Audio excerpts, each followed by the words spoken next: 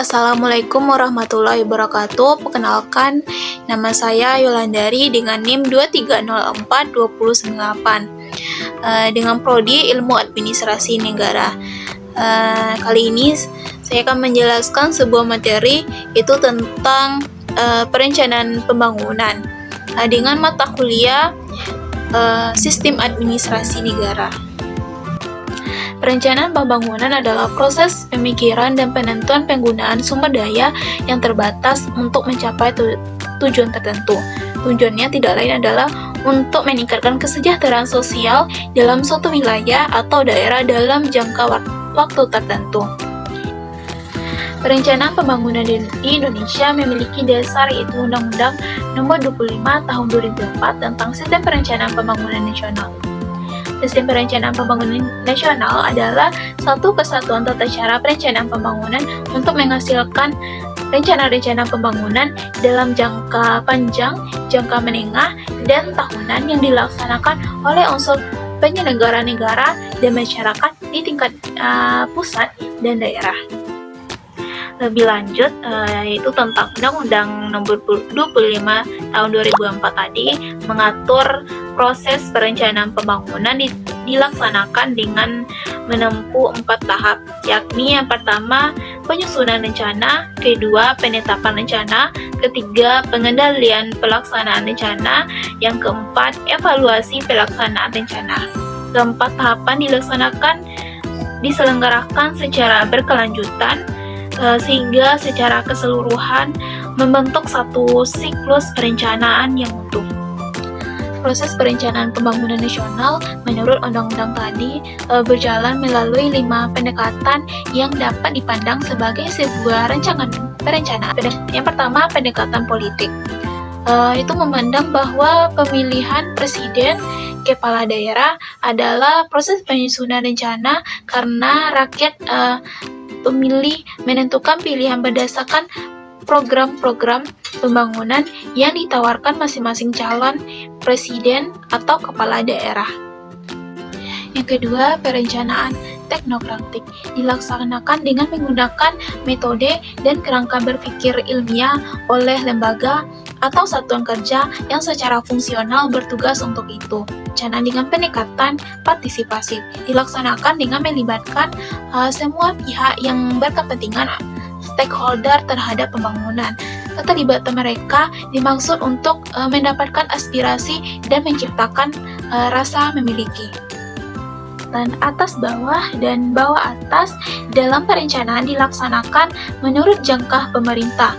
Rencana hasil proses atas bawah dan bawah atas diselenggarakan melalui musyawarah yang dilaksanakan baik di tingkat nasional, provinsi, kabupaten atau kota, kecamatan maupun desa. Dan selanjutnya, proses penyusunan perencanaan pembangunan daerah.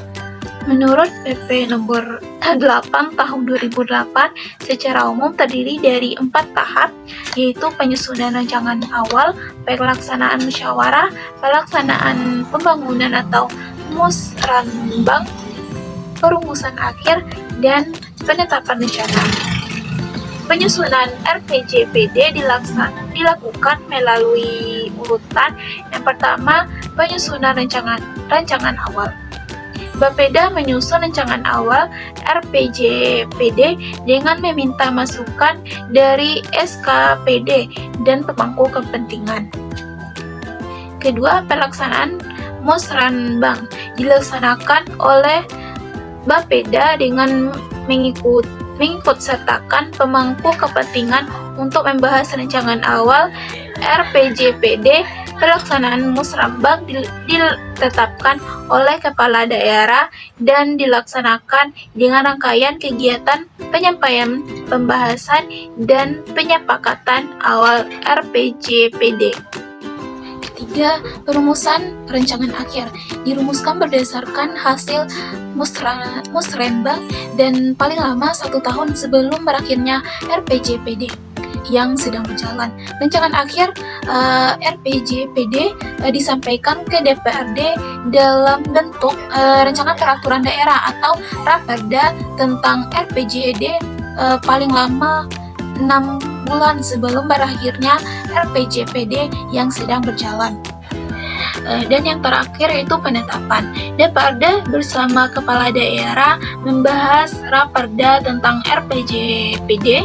RPJPD ditetapkan dengan peraturan daerah setelah berkonsultasi dengan menteri, gubernur menyampaikan peraturan daerah atau perda tentang RPJPD provinsi paling lama 1 bulan kepada menteri dan bupati atau wali kota. Menyampaikan peraturan daerah tentang RPJPD kabupaten atau kota paling lama 1 bulan kepada gubernur dengan tebusan kepala menteri. Pembahasan selanjutnya adalah organisasi atau lembaga yang terlibat dalam perencanaan pembangunan. Lembaga-lembaga yang berperan dan terkait dalam penyusunan rencana pembangunan nasional. Yang pertama itu Presiden menyelenggarakan dan bertanggung jawab atas perencanaan pembangunan nasional. Yang kedua, dalam penyelenggaraan perencanaan pembangunan nasional, Presiden dibantu oleh Menteri. Ketiga, pimpinan kementerian atau lembaga menyelesaikan perencanaan pembangunan melalui dengan tugas dan kewenangannya. Dan yang terakhir, Gubernur selaku wakil pemerintah pusat mengkoordinasikan pelaksanaan perencanaan tugas-tugas, dekonsentrasi, dan tugas pembantuan. Selanjutnya, lembaga yang berperan dan terkait dalam penyusunan rencana pembangunan di tingkat daerah. Yang pertama, kepala daerah menyelenggarakan dan bertanggung jawab atas perencanaan pembangunan daerah di daerahnya. Kedua, dalam menyelenggarakan perencanaan pembangunan daerah, kepala daerah dibantu oleh kepala Bapeda. Yang ketiga, pimpinan satuan kerja perangkat daerah menyelenggarakan perencanaan pembangunan daerah sesuai dengan tugas dan kewenangannya. Dan yang terakhir, gubernur menyelenggarakan koordinasi, integrasi, sinkronisasi, dan sinergi perencanaan pembangunan antar kabupaten atau kota. Hubungan antara pemerintah, swasta, dan masyarakat juga disebut dengan kemitraan antara pemerintah, swasta, dan masyarakat. Dalam perencanaan pembangunan sangat penting untuk mencapai pembangunan yang berkelanjutan. Pemerintah berfungsi sebagai regulator dan fasilitator, sementara sektor swasta menyediakan modal dan teknologi. Sedangkan masyarakat berperan aktif dalam perencanaan dan pelaksanaan proyek, memastikan bahwa kebutuhan mereka terpenuhi.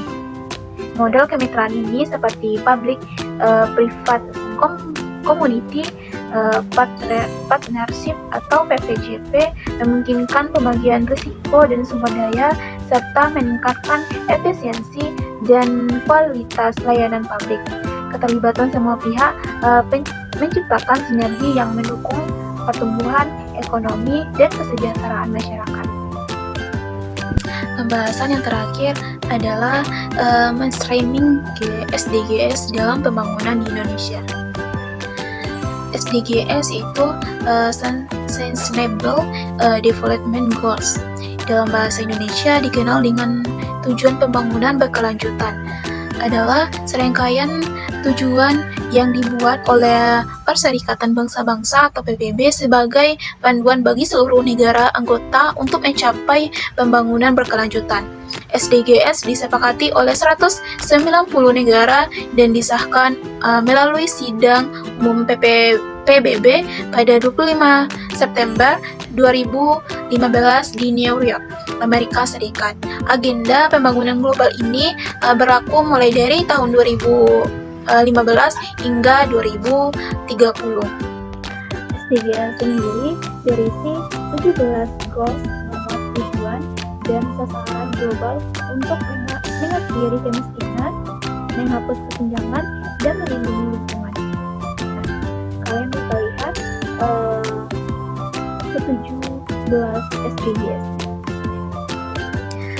Dari yang saya baca di laman website Kementerian Koordinator Bidang Perekonomian Republik Indonesia, itu siaran pers di Jakarta pada 11 September 2024, isinya MPC dalam kurun waktu 4 tahun terakhir, Indonesia telah berhasil menaikkan peringkat pencapaian SDGs yakni ke posisi 75 di tahun 2023 dari posisi 102 di tahun 2019.